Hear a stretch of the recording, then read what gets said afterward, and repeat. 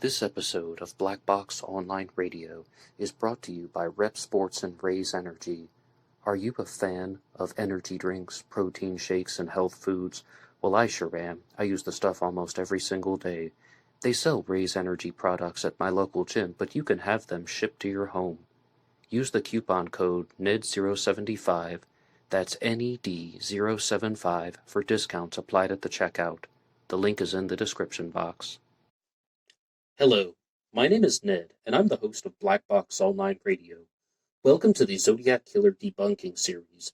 Here on BBOR, for the weekends, I do a segment where I talk about some Zodiac Killer suspects that I think are absolutely not the Zodiac Killer, or at the very least there's a low probability. Today I'm going to be talking about the Zodiac suspect Lawrence Kane. He was featured on the History Channel's show about the Zodiac Killer, as well as numerous places on the internet, discussion threads, forums, and even numerous episodes here on Black Box Online Radio. Lawrence Kane was born in New York in 1924, and up until he served in the United States military, he held on to his very strong New York accent. That's important to note because the Zodiac Killer was specifically reported to not have had any type of accent at all. Maybe an unusual way of talking, but not a regional accent, and definitely not one from New York. I do confess, though, that it's possible that after a certain number of years, somebody can lose their accent or their speech pattern can change, but there it is all the same. It's also important to note that one of the reasons why I've waited so long to talk about Lawrence Kane on the channel is the connections that are holding him to the Zodiac Killer mystery are not very strong to begin with. For starters, I have to give credit to Classic Chevy Cat for this one, because it's her observation, not mine. The only two crimes that are Zodiac-related that have a connection to Lawrence Kane are the disappearance of Donna Lass from 1970 and the attempted abduction of Kathleen Johns off of Highway Route 132. Both of these crimes occurred in 1970, mind you. However, they are unconfirmed Zodiac crimes. Number one, I don't believe the Zodiac Killer attempted to abduct Kathleen Johns on March 22nd of 1970, the one where someone's driving along beside her and says, "I think your wheel's wobbling," and tries to fix for her, but he's actually making it worse and the wheel falls off. I don't believe that that was the Zodiac Killer. And I also do not believe that the Zodiac Killer abducted Donna Lass on September 6th of 1970. I have a multi-part series here on Black Box Online Radio, all about the reasons why not. It is true that Lawrence Kane worked in the Sahara Tahoe Hotel and Casino where Donna Lass worked. Donna Lass worked as a nurse, and Lawrence Kane worked as in the real estate office. But Lawrence Kane can be placed there in 1976. Now, can he be placed there in 1970? I've never seen any record of that, and I would cite the Lawrence Kane WordPress, which is run by Travis Miller, who provided me with the information about his work history. So, the only crimes that are Zodiac-related that Lawrence Kane should be definitively tied to are not seeming to hold up at all, so you have to question the entire theory. And I should point out that Kathleen Johns did identify a photo of Lawrence Kane and said that she thought this was the man who had abducted her. She also thought that this was the person who was in the Zodiac composite sketch. But there are a couple problems with that. The first is, she didn't identify the photo of Lawrence Kane until years later.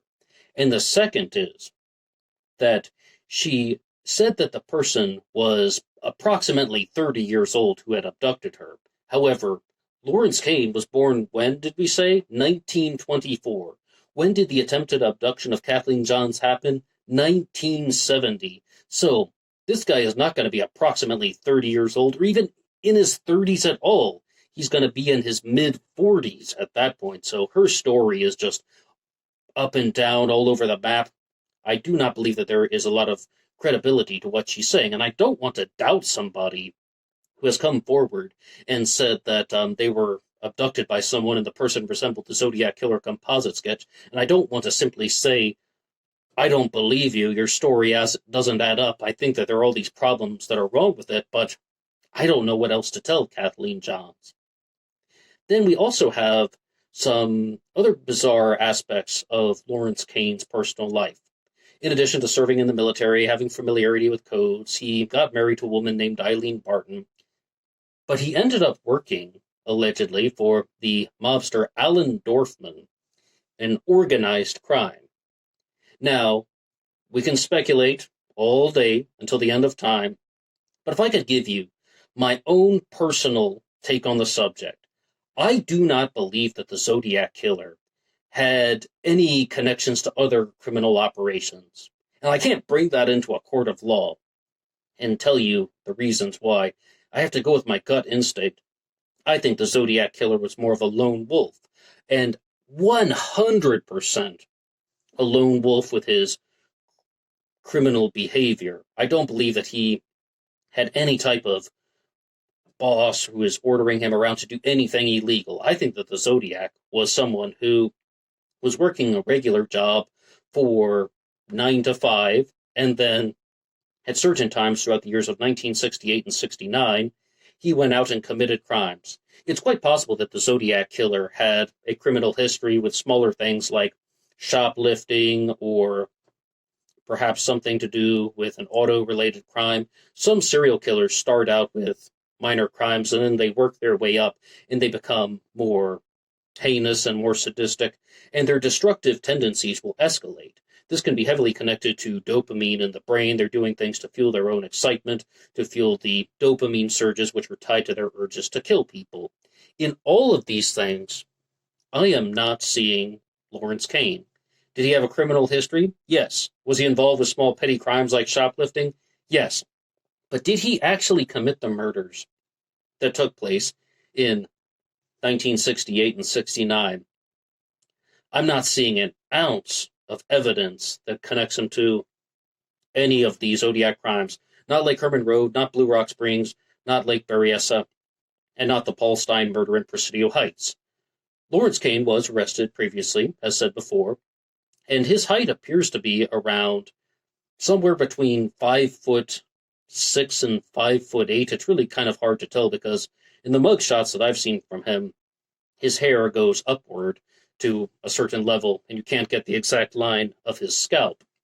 The problem with that is the perpetrator that was seen at the Lake Berryessa stabbing on September 27th of 1969 was estimated to have been around 6 feet tall. I believe Cecilia Shepard actually said that he was about 2 inches taller than a 5'10" man, based on someone aiding her with the height and visual measurement. Well, Lawrence Kane was certainly not 6 feet tall, and then anytime someone has a shorter suspect who is going to be below 5'8", firstly, I don't entertain any suspect that was below 5 feet 8 inches tall. Even if he is 5'8", well, you have to start making assumptions. He was wearing very thick-soled boots. Maybe he glued the soles of other shoes onto a pair of boots, and that's why there's this odd wing walker track, and that's the explanation. Surplus stores would have provided those, and also that the Lake Berryessa hood would have gone upward a little bit, as opposed to revealing his true height, and then he had a wig on under the Lake Berryessa hood and standing on uneven ground. All kinds of assumptions are necessary to try and force somebody who would be on the shorter side. Now, he seems like a short man who was definitely a criminal, but all of those things are pointing in odd directions, and Lawrence Kane becomes a Zodiac killer suspect because of the researcher Harvey Hines, a former member of law enforcement. At some point, though, on Black Box Online Radio, I'm going to have to try and investigate and find out all the reasons why Harvey Hines could simply come into question himself. Like, did he have an ulterior motive? Because Harvey Hines said that he found Lawrence Kane because of a solution to the Z13 cipher, the My Name Is cipher, that says name Kane, born in 1924. It doesn't actually say 1924. There are 3 8s, and 8 plus 8 plus 8, or 8 times 3 is 24. So he wanted someone who was born in 24 and had the name Kane. Now, Kane is an alias. Lawrence Kane's birth name was Lawrence Klein. He changed it to Lawrence K, K-A-Y-E, in the early 1940s, and then went on to use the alias Lawrence Kane in 1968 and 69. But here's the problem with Harvey Hines' solution to the Z13 cipher. He says that he was looking for a Jewish man because the words were written from right to left. They were not. The words were arranged from right to left, but they were written from left to right. If you look at his solution, it says name, Kane, and then the 1924 isn't even included in the left to right. So that's also all over the map. I do not think that his solution was correct. In 2021, a researcher from France, whom I call Faisal Z, claimed that he had solved the Z13 cipher as well, also revealing the name Kane. But his solution didn't actually say Kane. It said Kayr, K-A-Y-R. Again, someone has created a solution to the Z13 cipher which points toward Lawrence Kane, which is most likely not correct. And Faisal Z does not have the conditions that Harvey Hines would have had, because he had prior knowledge that Lawrence Kane existed. Lawrence Kane is all over the internet. And the name isn't even spelled right. Yes, it's close to Lawrence Kane's legal name, but he also didn't get Lawrence Kane. He only got Kayr, K-A-Y-R. And I believe he eliminated certain symbols from the 13 cipher, so there was only 4 left, K-A-Y-R. And there's a little piece of text at the top that says, my name is Kayr. His name isn't Kayr, though. Assumptions have to be made again. You have to say, well, this person obviously did that because they didn't want the solution to be traced back to them. Assumption, assumption, assumption. Can anybody create a profile for Lawrence Kane being the Zodiac killer without making any assumptions? I'm waiting for it. But what do you guys think about Lawrence Kane as the Zodiac killer suspect? And you can weigh in. Do you think about his military training would have been a factor? Do you think that he actually had definitive connections to any of these Zodiac crimes and the reasons why? Do you believe that Harvey Hines' solution to the Z13 cipher is correct, that it says name Kane 1924? I would love to read your comments down below. You can always like and subscribe. And please tune in every Monday for a podcast about the Zodiac Killer, hosted by me, Ned DeHaan, here on Black Box Online Radio. I will see you guys on Instagram for the bonus podcast, BlackBoxNed88. Until next time.